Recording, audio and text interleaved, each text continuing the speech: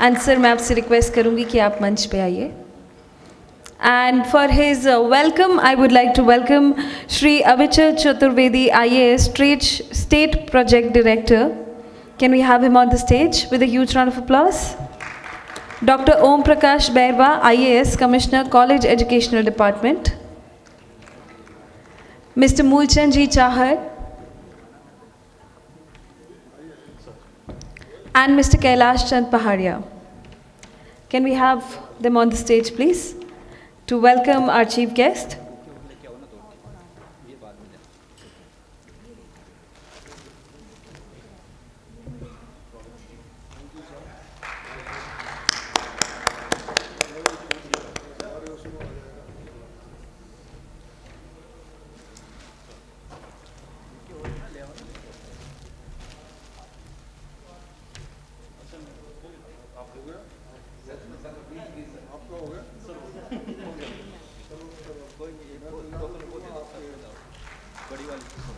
Can we have the token of love and appreciation for Mr. Jawahar Singh Bedum?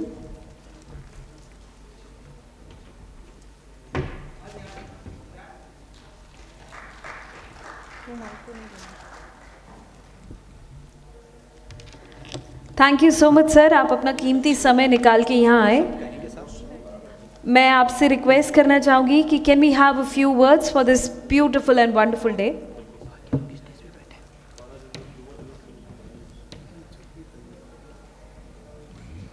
बाकी के हमारे members please stage पे विराजमान हो जाए. बैठिए.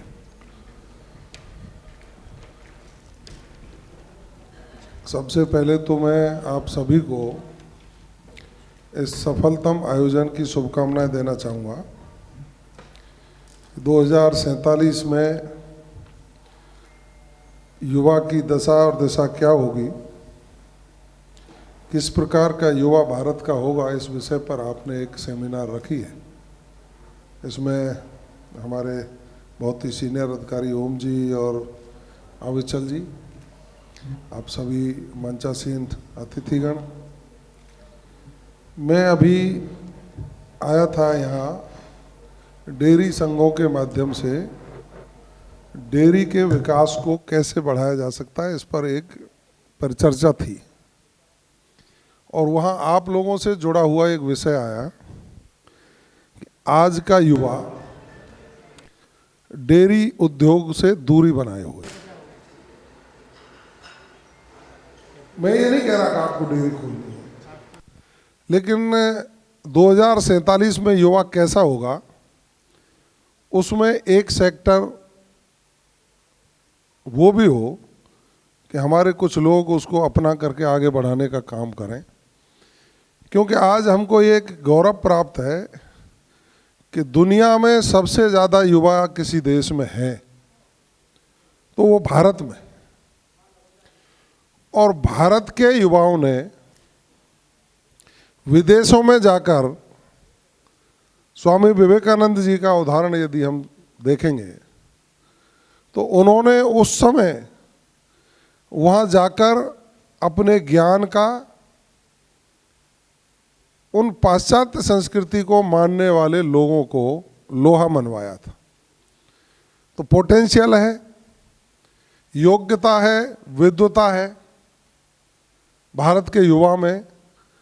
आवश्यकता है तो उसको सही दिशा देने की. सही दिशा पर युवा की शक्ति को काम में लिया जाएगा तो निश्चित रूप से जो शक्तिमान टेलीविज़न में दिखाते हैं ना, वो तो भारत का और राजस्थान का युवा ही है. देश के प्रधानमंत्री आदरणीय नरेंद्र मोदी जी ने और प्रदेश के मुख्यमंत्री आदरणीय भजनलाल शर्मा जी ने युवाओं के सपनों को साकार करने के लिए सरकारों के माध्यम से उनके स्किल डेवलपमेंट के, उनके उद्यम कैसे स्थापित हो सकें, शिक्षा नीति में बदलाव करके नई शिक्षा नीति 2020 युवाओं को कैसे मार्गदर्शित कर उनकी इच्छा के अनुसार वो कैसे अध्ययन कर सकते हैं, उनको रोजगार के अवसर कैसे उपलब्ध कराए जा सकते हैं. तो मेक इन इंडिया और मेक इन राजस्थान जैसी सोच को प्रतिपादित करके आप लोगों को आगे बढ़ाने का काम सरकारें कर रही हैं। लेकिन सरकारों के साथ साथ समाज का भी बहुत बड़ा योगदान है। उदाहरण के तौर पर किसी युवा की हॉबी इंजीनियर बनने में है और मेरा पड़ोस का बेटा कोई डॉक्टर बन गया, तो मेरे बेटे को मैं मार मार के भी डॉक्टर बनाना चाहता हूँ। ये उस युवा की योग्यता और उसकी क्षमताओं का दमन करने का एक षड्यंत्र घर से शुरू हो जाता है। तो समाज का भी उतना ही बड़ा दायित्व है कि वो उनकी हॉबी को, उनकी जो ललक है, वो किस क्षेत्र में जाना चाहते हैं, उस क्षेत्र में जाकर अपने हुनर का प्रयोग करें। तो निश्चित रूप से समाज में भी जागृति लाने की आवश्यकता है। अब मुझे मेरे पिताजी ने कहा पहलवानी करो, मैंने पहलवानी शुरू करी। फिर उन्होंने कहा कहीं सेना में उसमें भर्ती होना है, मैंने दौड़ फौड़ शुरू करी। लेकिन मन तो 1980 में मेरी उम्र 12 साल की थी, तब मैं किसी पार्टी का बिल्ला लगा करके और गाँव में घूमने लग गया था। खूब पढ़ा भी, लॉ ग्रेजुएट हूँ, लेकिन वकालत में भी मन नहीं लगा। वो चाहते थे माता पिता, वहाँ भी मन नहीं लगा। रोज़ कहते थे घर को बर्बाद करेगा। लेकिन ईश्वर ने, गिरिराज महाराज ने मेरी सुनी और आज आप सब लोगों की सेवा के लिए मैं यहाँ खड़ा हूँ। आप सब लोगों का आशीर्वाद। तो मेरा कहना जो है इसके पीछे कि युवा को उसकी पसंद के उद्यम, उसकी पसंद के काम जो भारतीय संस्कृति के अनुरूप हों, क्योंकि हमारा युवा 2047 में विकसित युवा होगा जब विकसित भारत होगा, लेकिन वो संस्कारित युवा भी हो और विरासत का संरक्षण करने वाला युवा हो। ये हमारे और आपके लिए चुनौती है।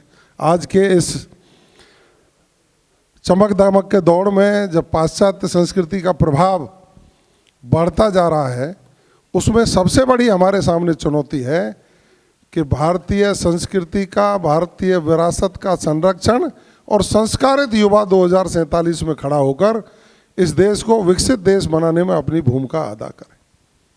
ये मैं इसलिए कह रहा हूँ कि एक दिन मैं कहीं बैठा था, राइजिंग राजस्थान में ही बैठा था, डॉक्टर्स आए थे विदेशों से, वो अपने अपने अनुभव साझा कर रहे थे। तो सरकार की ओर से मुझे उनके अनुभव सुनने के लिए भेजा था।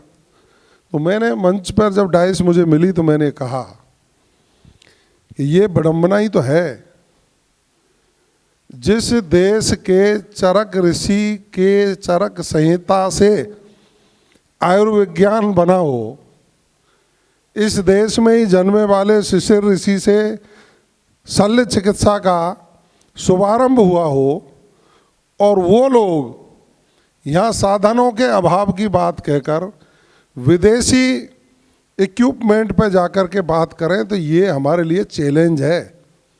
इसको हमें स्वीकार करना चाहिए कि ये पद्धति हमारी है, हमारे लोगों के द्वारा पूरे देश दुनिया को दी गई पद्धति है।